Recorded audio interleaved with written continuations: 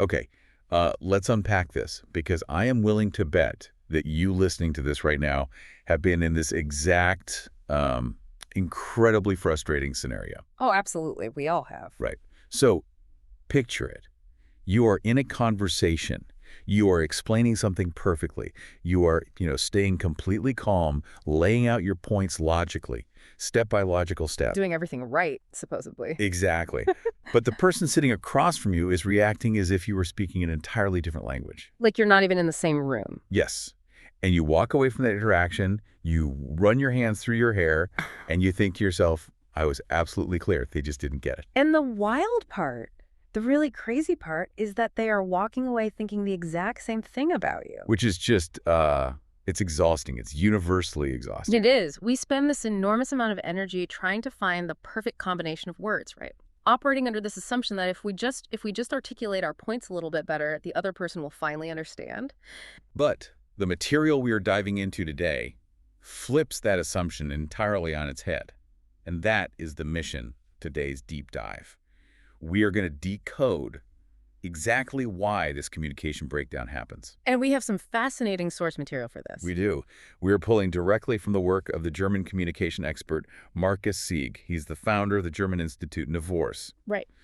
We are looking specifically at his communication guide, Talking Won't Fix It, which, by the way, is just a fantastic title. It really is, because it immediately validates that feeling of banging your head against a conversational wall. It tells you right away, hey, you're not crazy. Exactly, and it sets the stage for a very specific angle of analysis today.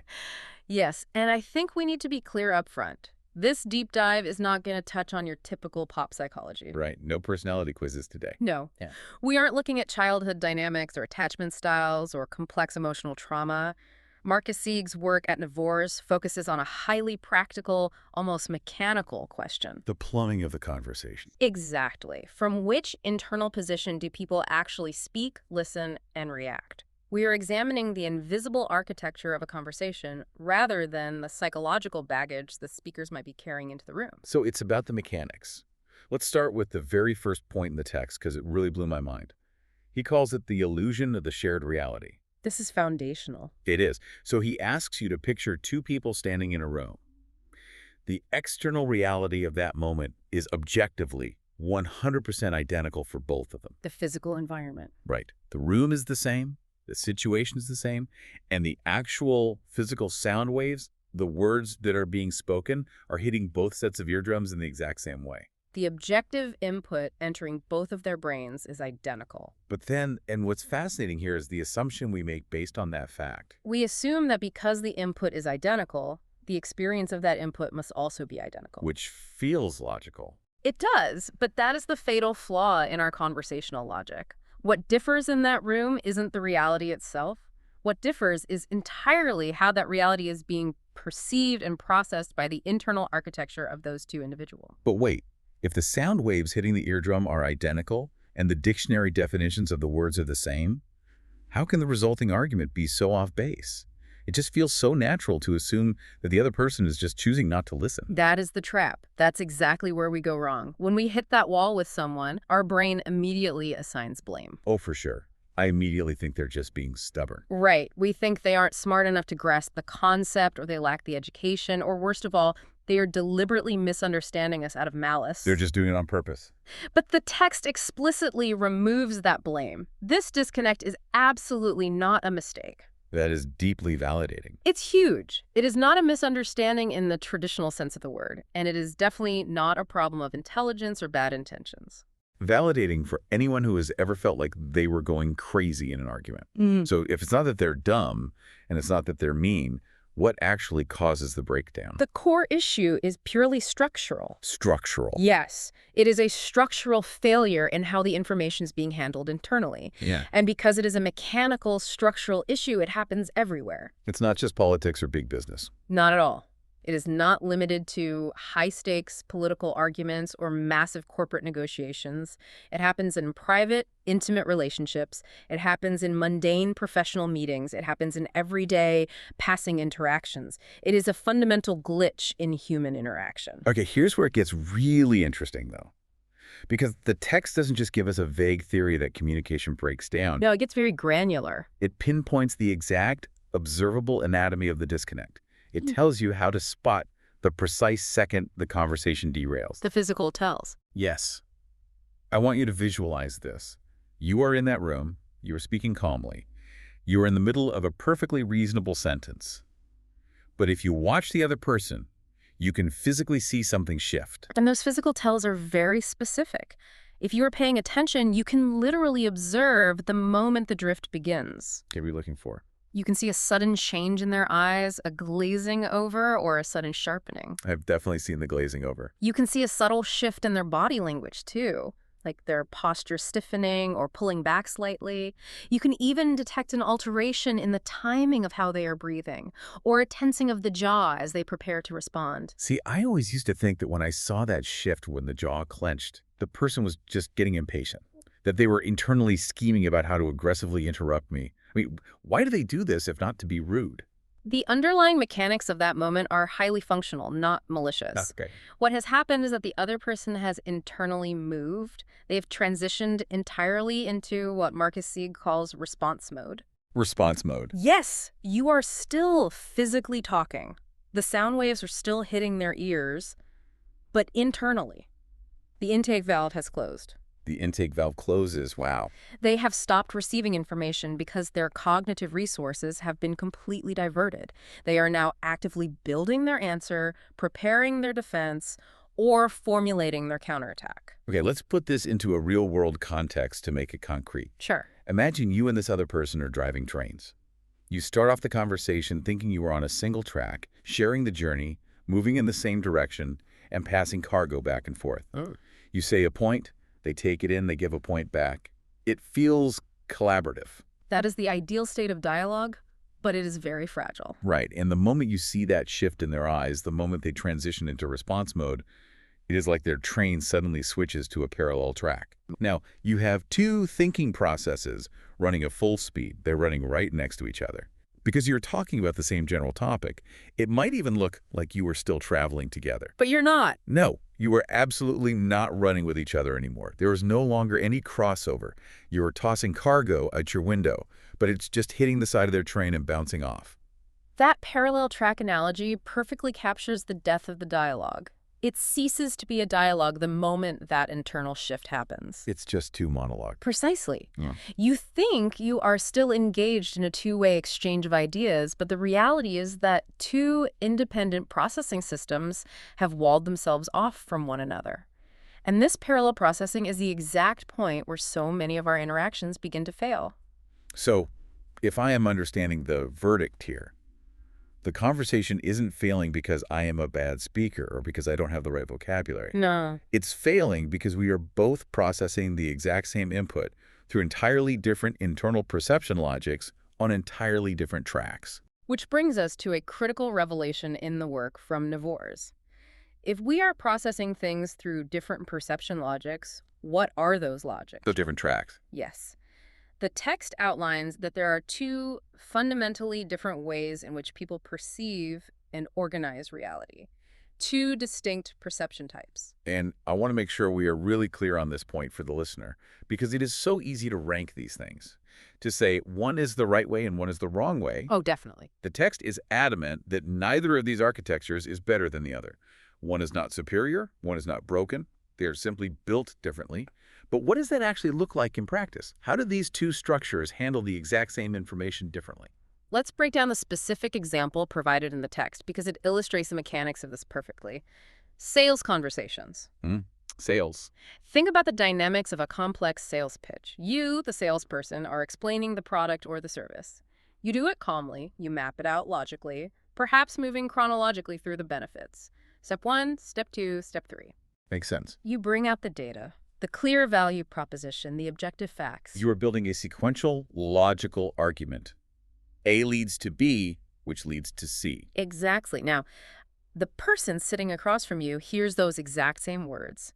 The sound waves hit their ears. But as they process that data, they move to a very different internal place. Because they have a different architecture. Right. And the text notes that they do not hear a weaker version of your point. They do not hear a distorted version of your point. What they hear is something that is structured differently. Structured differently. What do you mean by that? If I say, this software saves you 20 hours a week, how can that be structured differently in their head? Because their internal architecture is not organizing the information sequentially like yours is. Okay. While you are building a chronological timeline of facts A to B to C, their internal architecture might be taking those same facts and instantly mapping them onto a complex relational web. A relational web. Yes. They aren't looking at the sequence. They are looking at the positional impact.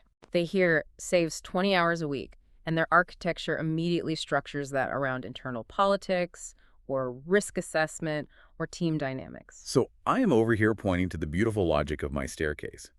And they have taken the wood from my staircase and built a defensive wall to see how it holds up against the wind. That is a very apt way to visualize it. The raw material goes in, but the factory inside their mind builds a completely different product out of it than the factory inside your mind does. That is wild. You are speaking from one perceptual space, relying on the inherent strength of sequential logic. They are listening from a completely different perceptual space, relying on the inherent strength of positional awareness or holistic impact. And neither of you realizes the mismatch. Never. You just end up shouting your sequential logic louder, hoping the sheer volume of the facts will force them to see the staircase. Right, while they're standing behind their wall wondering why you keep throwing wood at them instead of addressing the wind. That is so deeply frustrating, but so eliminating. This raises an important question, though. Let's hear it. When we start talking about types of people or different operating systems or factories of the mind, it is very easy to fall into familiar traps. Is this just another personality assessment? Right, like Myers-Briggs? Exactly. Are we just slapping psychological labels on people and putting them in neat little boxes? The text is incredibly firm on this point. No, this is strictly not a personality theory. Not at all. It is not a character classification system. We are not talking about introverts versus extroverts or thinkers versus feelers. It has nothing to do with those psychological labels. It is an observation about internal architecture. Let's define what that means in this context, because the distinction is vital. Personality often describes our outward behavior and our preferences. Our quirks? Sure, our quirks. But internal architecture is about the hidden machinery of how we organize three specific things: perception, attention, and response. Perception, attention, response. And crucially, it is about how we organize those three things under pressure. Under pressure. That is the key variable here. It changes everything. Because when the stakes are low, when we are just chatting about the weather or what to have for dinner, maybe we have the cognitive surplus to translate for each other. We can bridge that gap. We can adapt. But when the heat turns up, when there is a disagreement, when money is on the line, when we feel threatened, we retreat into our default internal architecture. We lock into our specific structural way of processing reality. We do. The cognitive load becomes too high to maintain the translation effort. So the intake valve closes, the eyes shift, and we default to our primary structural logic. The parallel tracks lock in. Yes. So why should you, the listener, care about this distinction? What is the big payoff of understanding this as an architectural mismatch under pressure, rather than just brushing it off as a personality conflict? Because it removes the emotion from the failure. It completely de-escalates it. Once you see this mechanism, once you understand that it's about structural processing and not about someone having a stubborn personality, the confusing suddenly becomes predictable. Predictability is the ultimate payoff here.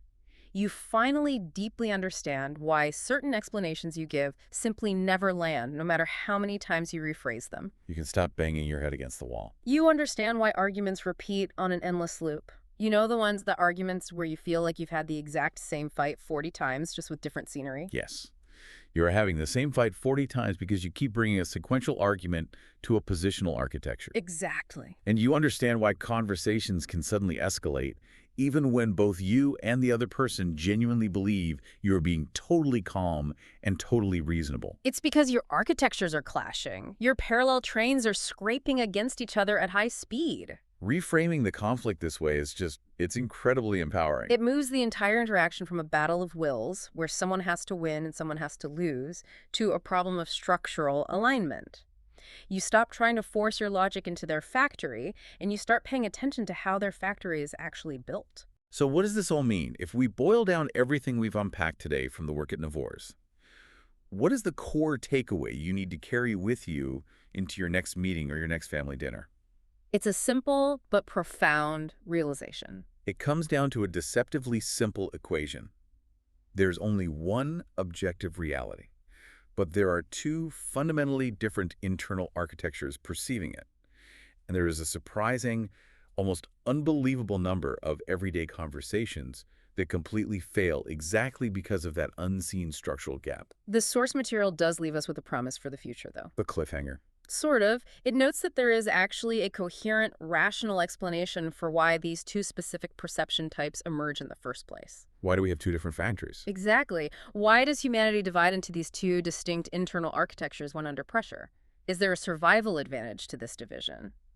But, as the text mentions, exploring the origin of these structures is a deep dive for another day. We will definitely have to pick up that thread in the future. I really want to know where the factories came from. But if we connect this to the bigger picture of your daily life right now, I want to offer you a challenge for the week ahead. Put it into practice.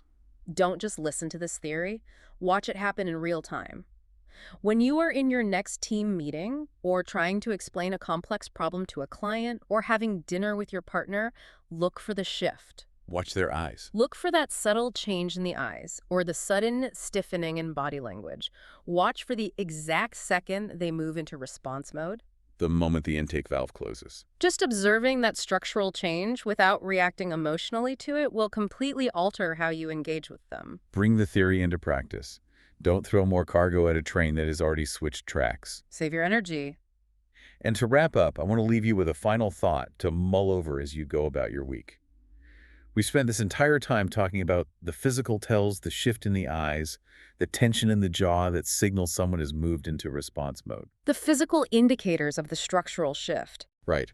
But think about the sheer volume of our communication today that happens purely through text.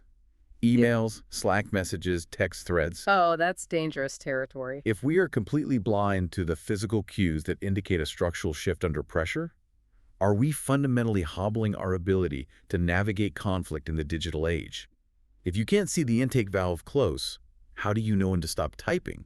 That is a profound question to consider in our modern landscape. It explains so many endless email chains. It really does. Keep observing, keep questioning, and we'll see you next time.